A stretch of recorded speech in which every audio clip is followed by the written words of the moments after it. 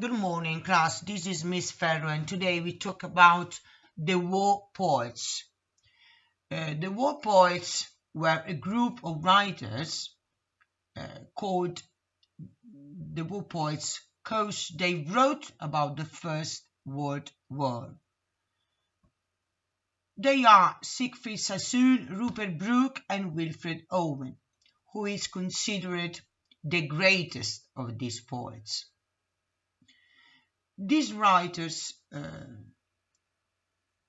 write about war in a very different way of their predecessors because they represent war for its brutality, for the tragedy of conflicts. So there's no glory, no patriotism in their poems.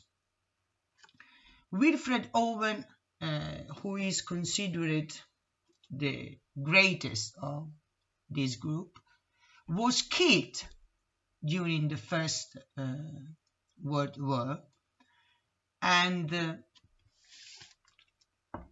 he denounced the physical and psychological torments of war. So this poetry is not characterized by an heroic representation of the conflict of war, but in this poetry, the war is depicted as a source of horrors, mutilation, traumas, and death. Wilfred Owen was born in England. He was an English poet. He lived in Liverpool and he studied at the London University. He also worked as tutor, as English teacher in France for a family in France. But in 1915, he decided to fight for his country. So he volunteered for the army and fight in the First World War. In 1917, he was traumatized by shell shock and he was sent to recover in a war hospital in Scotland where he met Sassoon, Siegfried Sassoon. After he was recovered for this trauma, he returned to fight on the front in 1918. He was also awarded the Military Cross for bravery, but unfortunately he was killed just before the end of the war, 1 week before the end of the war. He was a great poet and he wrote the first collection of poems was published in 1920 and the second one in 1964 by his friend David Sassoon, because he died very young, so he had no time for publishing his poems. As I said before, he belongs to this group of writers known as the war poets, and their poetry focused on the brutality and tragedy of war, and it was completely different from the traditional patriotic view of war. Even though he died so young, his poetry was extremely significant for the English literature. And as I said before, his poetry wasn't published during his lifetime, but it was his friend and mentor Siegfried Sassoon who published these collections in 1920 and 1964.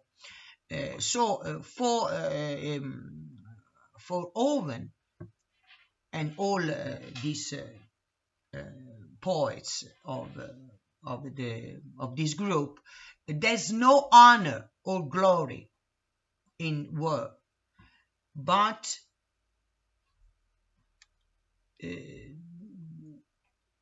what he called the pity of war was the feeling that triggered his creative powers. So his poems are evocative, passionate, and personal, and they are also full of irony and distrust for the traditions, for the establishments, which lead man to believe that there's glory in war.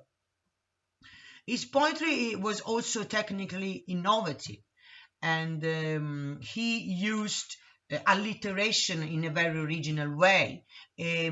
Also, the use of the rhymes are very innovative, and there's also a variety of tones. The poem that we analyze together, is titled Dulce et Decorum Est, and this title comes from Horace's Odes. It is the title of an Horace ode, and the translation from the Latin is, "It is sweet and proper to die for one's country." So it is sweet and glorious, it is sweet and right to die for one's country. But it is ironic. He wants to say completely the opposite, because he denounces the war. For this poet, there's no glory, there's no patriotism. Wilfred Owen is considered the leading poet of the First World War. He was influenced by Siegfried Sassoon, and